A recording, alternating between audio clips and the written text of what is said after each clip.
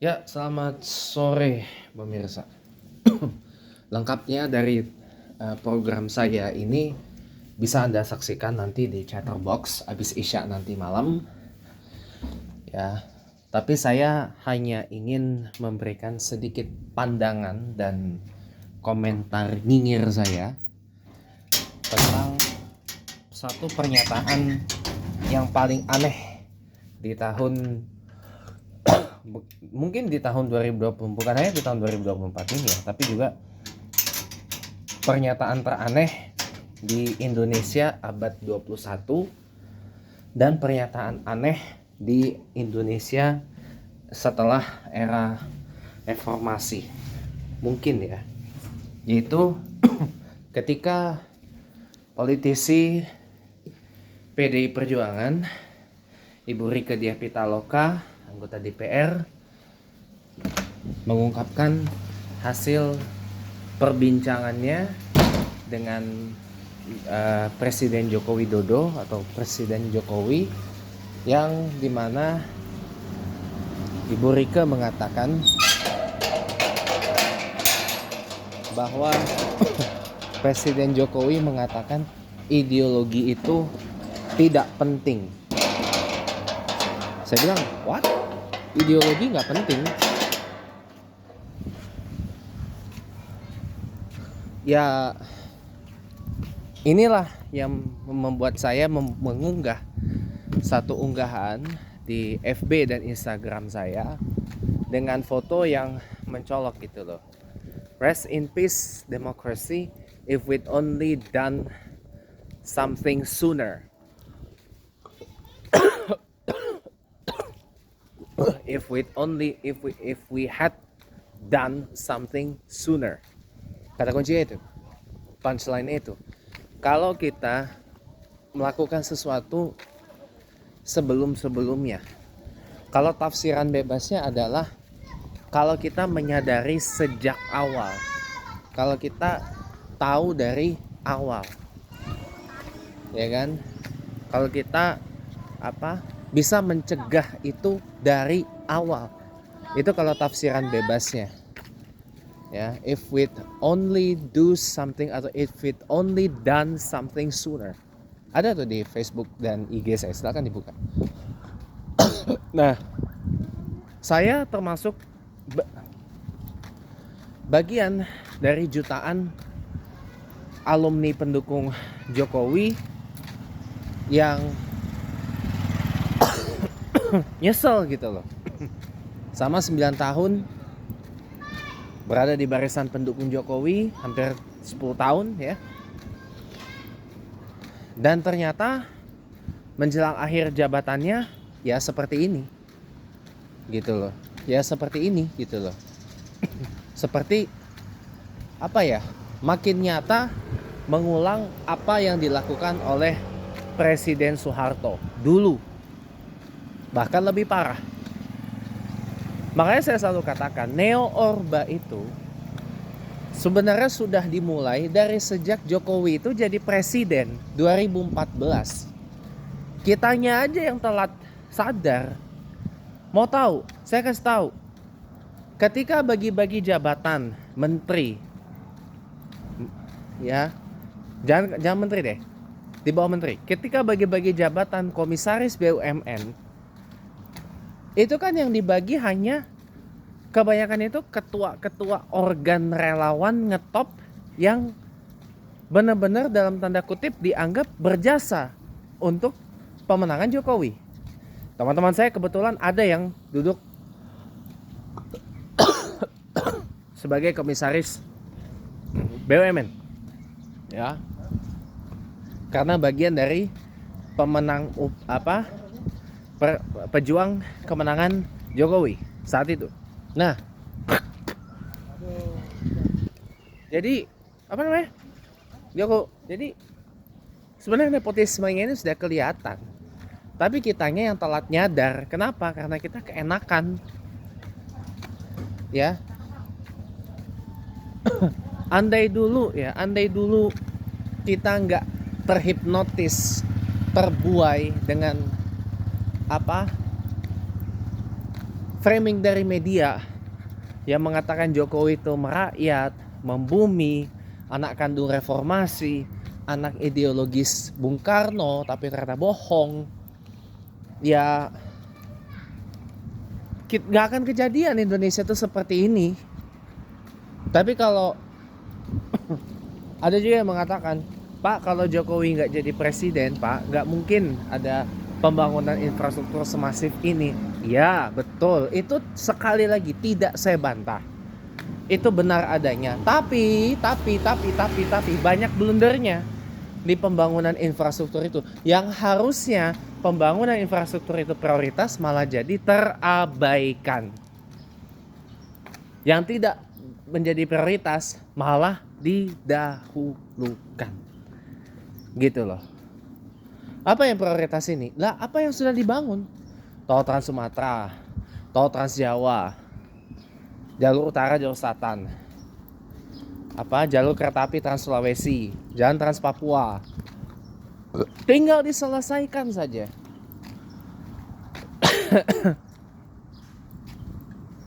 Apalagi banyak janji-janji kampanyenya dulu. Tinggal dieksekusi saja satu persatu.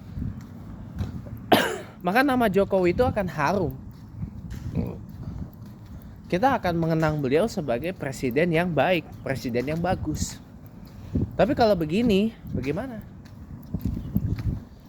Ya. Andai dulu kita dengerin, andai dulu Ibu Megawati dan PDIP dengerin apa yang disampaikan mendiang Taufik Kimas, yang mengatakan Jokowi itu adalah sosok yang gila kekuasaan, sosok yang haus dan lapar kekuasaan, power hungry, power thirsty, gitu ya. Ya sudah gitu loh. Jadi begini adanya, konon katanya Ibu Megawati itu sampai berantem dengan almarhum Pak Taufik Kimas.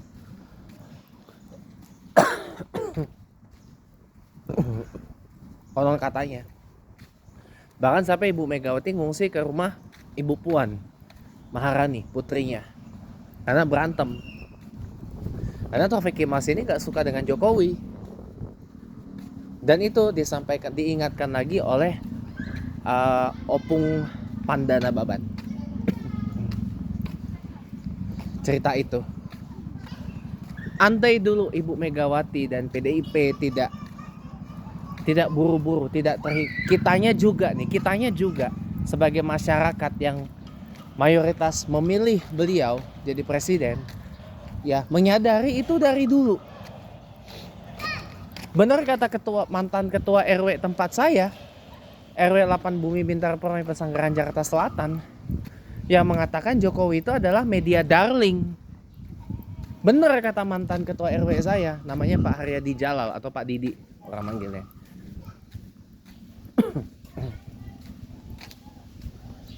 Ya. Kalau ketua RW yang sekarang Tengku Haji Zainal Arifin, manggilnya Pak Zainal. Nah, benar kata mantan ketua RW saya Pak Didi tadi, Jokowi itu media darling, kesayangan media. Jadi media yang memoles Jokowi itu seperti itu karena memang itu yang ditampilkan. Aslinya baru nyadar sekarang ini, kurang lebih 19 tahun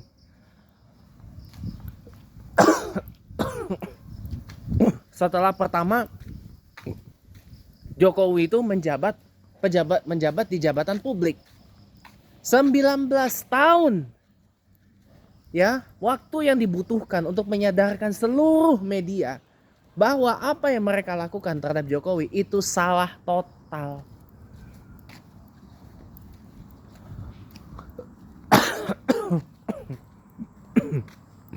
Beruntung kita masih punya Tempo yang masih kritis. Dulu saya dan teman-teman itu benci banget dengan yang namanya Tempo kan. Karena ya itulah. Ya dulu masih kita tafsirkan sebagai penghujatan. Ternyata apa yang disampaikan Tempo Dan para pengkritik Jokowi itu benar semua. Benar semua. Kitanya aja yang telat nyadar. Yang saya selalu bilang, kitanya aja yang baru bangun dari tidur panjang kita. Coba bayangkan 19 tahun waktu yang dibutuhkan oleh media untuk menyadari kesalahannya. Memframing Jokowi sedemikian rupa, membuat jutaan orang di Indonesia maupun jutaan diaspora Indonesia di luar negeri ya menjadi pendukung, simpatisan, militan dan pemilih Jokowi.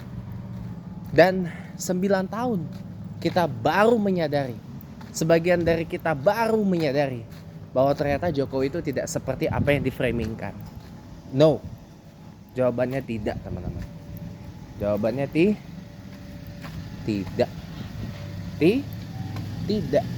ternyata.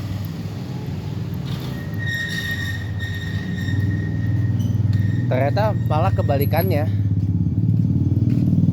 Makanya saya selalu bilang, eranya Jokowi ini sebenarnya hanyalah mengulang dari apa yang dilakukan Pak Harto dulu. Ya.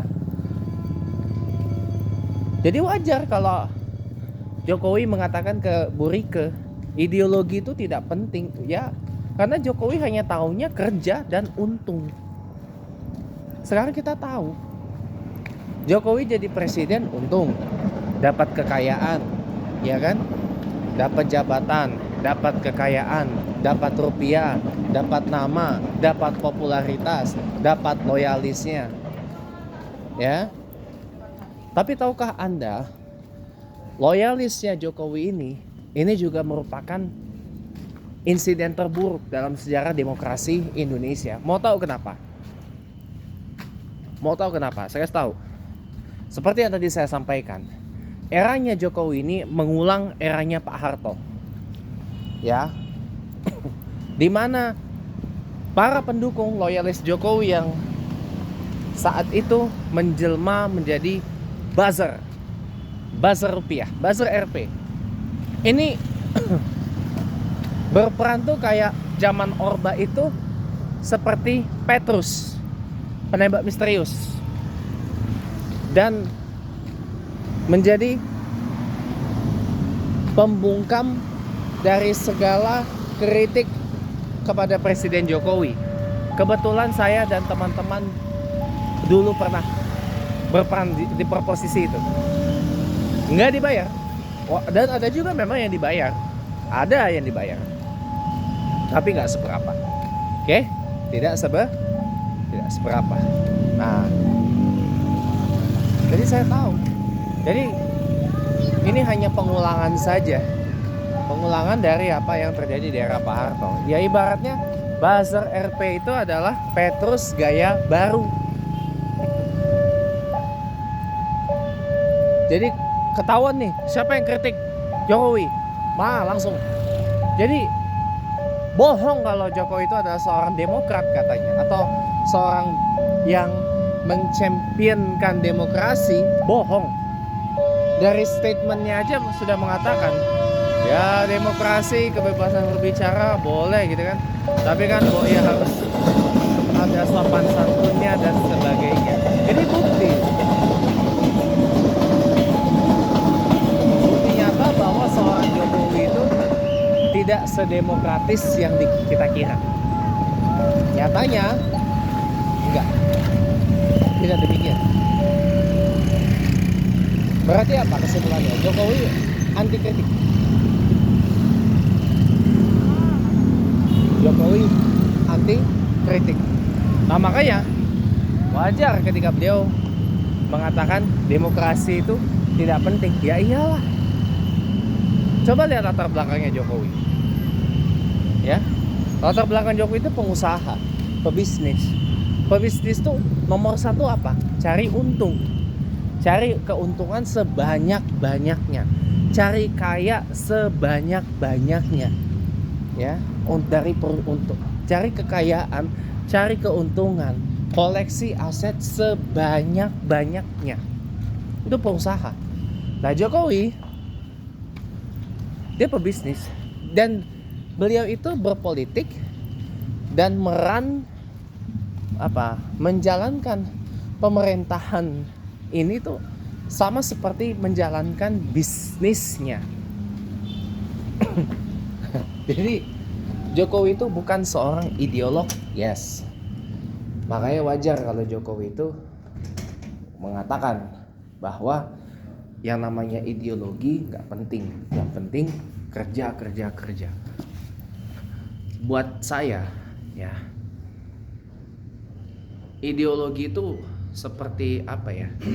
Seperti sikap, seperti prinsip, ya, seperti sikap politik kita tuh ada di mana, posisi politik kita tuh ada di mana, ya, prinsip kita tuh apa gitu loh. Buat saya ideologi itu adalah sebuah prinsip, sikap yang harus kita punya, ya. Dan pesan saya, jangan pernah memposisikan Pancasila itu sebagai sebuah ideologi, karena Pancasila bukan ideologi, tapi Pancasila merupakan dasar fondasi fundamental dari negara Indonesia ini, bukan ideologi, ya, bukan sebuah ideologi. Ideologi itu sikap, posisi politik, pandangan politik kita tuh seperti apa. Buat saya itu sebuah ideologi, dan itu penting supaya kita jelas posisi politik kita di mana, pandangan politik kita seperti apa, sikap politik kita seperti apa. Semua dirangkai dalam sebuah ideologi. Gitu. Jadi buat saya ideologi itu penting. Ideologi penting. Karena dengan ideologi itu sikap politik kita, pandangan politik kita itu sudah terpancar. Kita nih ikhtiar politik kita apa, jihad politik kita apa gitu. Sebagai contoh, saya ini adalah penganut ideologi sentrisme, ideologi sayap tengah, posisi politik saya di tengah, ideologi moderatisme, pragmatisme gitu ya. Ya, sikap politik saya adalah saya mengambil langkah, mengambil sikap yang hati-hati sebelum saya menyikapi satu putusan politik, memilih satu posisi politik. Jadi tidak buru-buru, tidak gerusa-gerusu. Ini penting supaya tidak terjadi kejadian seperti yang saya alami sekarang gitu. Jadi mohon maaf kalau Jokowi mengatakan ideologi itu tidak penting, ya itu adalah statement yang sangat amat bodoh gitu ya. Statement yang sangat amat ya nggak berkelas gitu. Tetap ideologi itu penting. Ya, kalau kita pengen jelas apa posisi politik kita, apa sikap politik kita, apa cerminan identitas politik kita tuh apa. Semoga ada manfaatnya dan kita nanti akan bahas lebih lengkap lagi dalam Chatterbox, insya Allah. Kalau nggak nanti malam, mungkin dalam waktu-waktu yang akan datang. Terima kasih sudah menonton. Sampai jumpa lagi.